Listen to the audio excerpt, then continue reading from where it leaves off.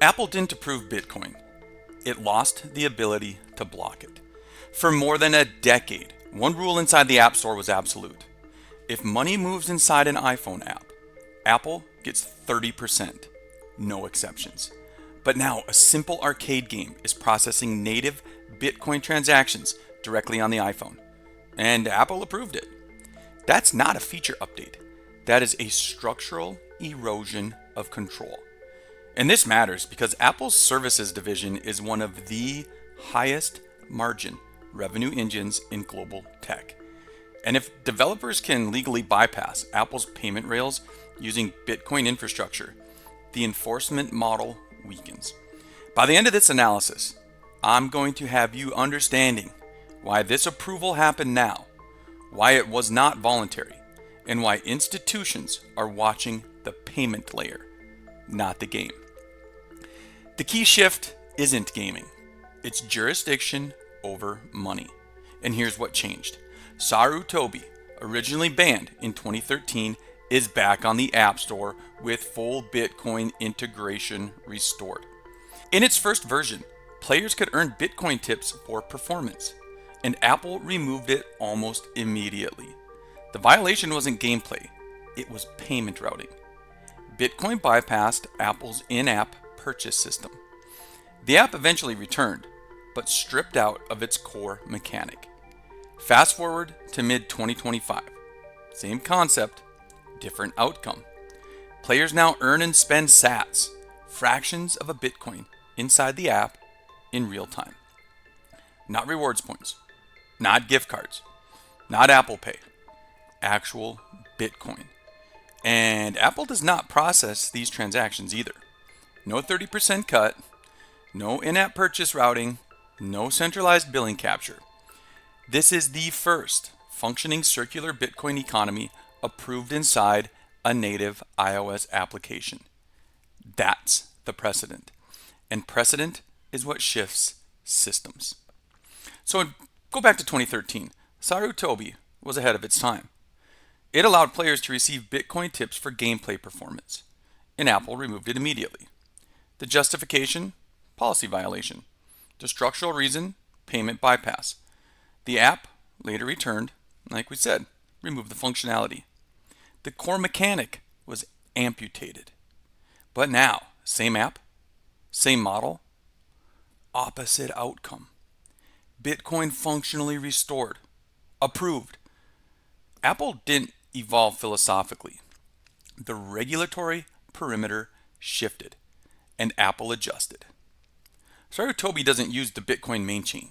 It uses the Lightning Network through a fintech infrastructure layer called ZBD. And that detail changes everything because Lightning enables near zero fee microtransactions.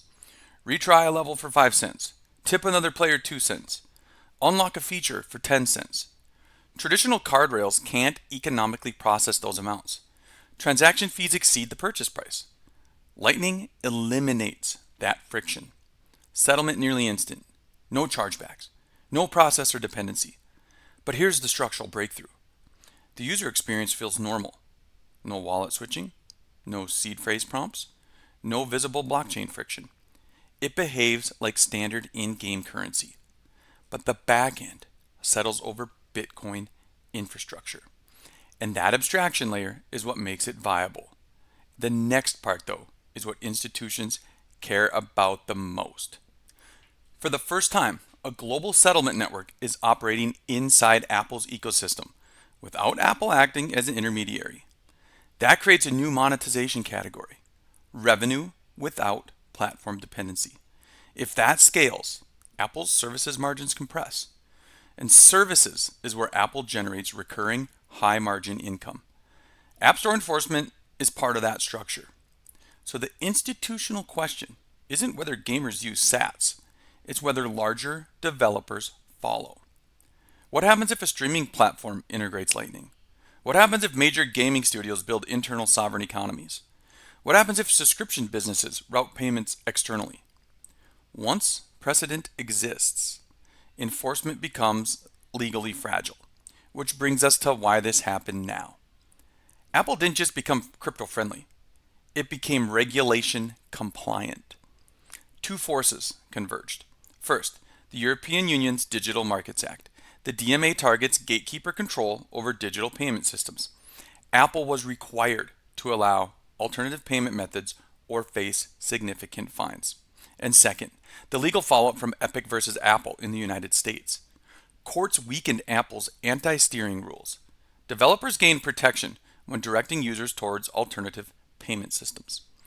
Apple still prefers its own billing infrastructure, but it can no longer fully prevent alternatives.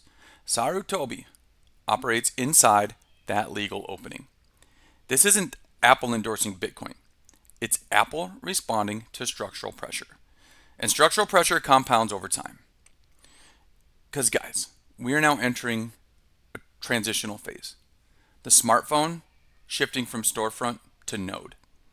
A storefront extracts rent. A node connects to a network. If payment settlement migrates toward protocol level infrastructure, Lightning, stablecoin rails, decentralized settlement systems, platform owners lose leverage over transaction flow. The Apple tax becomes optional. And optional revenue is unstable revenue. SaruTobi is small, but structural shifts rarely begin with dominant players. Amazon began with books, Netflix, DVDs. Bitcoin began with peer-to-peer payments. Small precedents create regulatory footholds, and regulatory footholds create competitive migration. The real story isn't that a monkey game returned. It's that sovereign money now functions inside one of the most tightly controlled consumer ecosystems in the world. And once that door opens, it's difficult to close. So guys, in closing here, Apple didn't change its ideology. It adjusted to survive legal reality. A decade ago, Bitcoin inside iOS was prohibited. Today, operational. Not because Apple wanted decentralization, because it can no longer fully block alternative rails without regulatory consequence. The deeper shift is power redistribution, from platform to protocol, from centralized rent extraction to network-based settlement, from enforced billing to optional routing. And if you're analyzing digital asset infrastructure, this isn't about gaming adoption. It's about payment architecture. And payment architecture determines long-term economic control. The next question isn't whether Bitcoin works inside iOS. It's how far alternative settlement layers can expand before platform revenue models materially adjust. Because again, it's not about a monkey. It's about who controls the money inside your phone. And that answer is beginning to change. This is Luke with Ledger Prime. We'll see you in the next one.